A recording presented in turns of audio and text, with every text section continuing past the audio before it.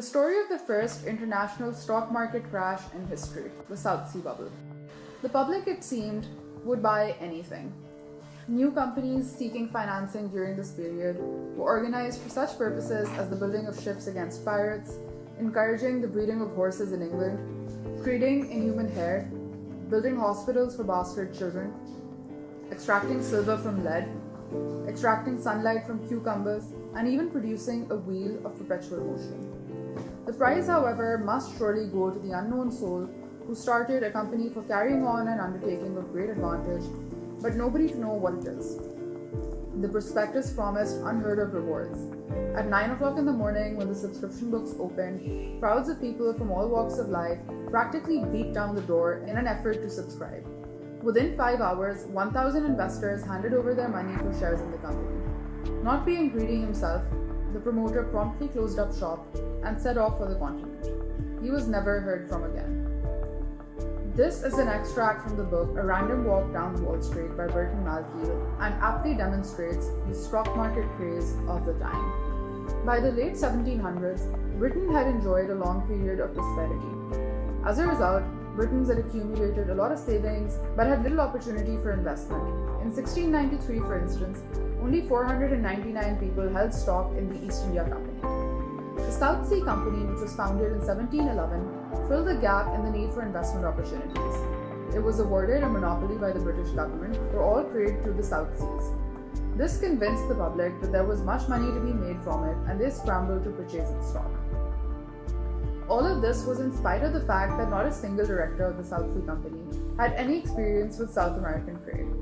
There was money to be made in the sale of slaves from South America, for instance, and while the company's directors were quick to start importing them, the mortality rate on their slave ships was so high that they were unable to turn a profit.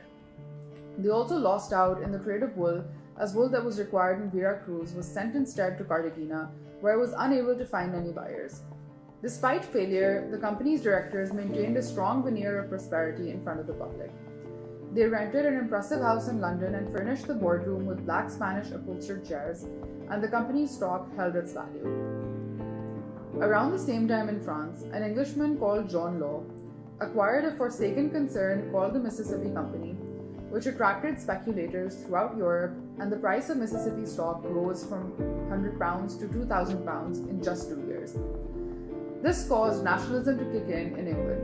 The English looked for companies on home ground that could stand up against the Mississippi Company in France, and all eyes landed on the South Sea Company, the prospects of which were beginning to look better now that England was finally at peace with Spain and could therefore trade more easily in the South Seas. In 1720, the directors of the South Sea Company decided to capitalize on their reputation by offering to pay off all of England's national debt of £31 million.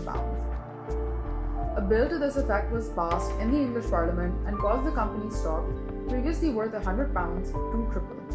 As more and more investors became eager to buy stock in the company, new rounds were issued and the stock in each round was more expensive than it had been in the last, till eventually it rose to £1,000. In tandem, investors also looked for other ventures where they could invest their money before the venture took off.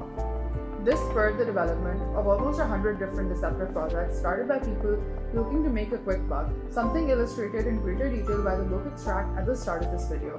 The directors of the South Sea Company soon realized, however, that the price of the shares had nothing to do with the prospects of the company and liquidated their holdings in August 1720. As the news leaked, the price of the stock plummeted and mass panic ensued. Across the English Channel in France, the stock of the Mississippi Company, which had begun with the mission of creating greater liquidity with paper money, as opposed to metal currency, also collapsed as people realized that excessive paper currency only creates inflation and leads to no real increase in wealth. Isaac Newton, who is reported to have lost £40 million in today's money, was one of the many who lost out in the South Sea Bubble and is reported to have said, "I can calculate the motions of heavenly bodies, but not the madness of people." To protect the public, the Parliament passed the Bubble Act, which disallowed companies from issuing stock certificates, an act that remained in effect for over 100 years before it was eventually repealed in 1825. The damage, however, had already been done. Britons and Europeans who had invested in the South Sea Company lost their fortunes overnight, and those who had purchased shares at high prices or using leverage went bankrupt. The bubble also affected banks that were unable to collect loans that had been granted for the overpriced stock, and suicide rates skyrocketed. Together, the South Sea bubble, the Mississippi bubble, and other failed speculative enterprises in Europe led to the first international stock market crash in history.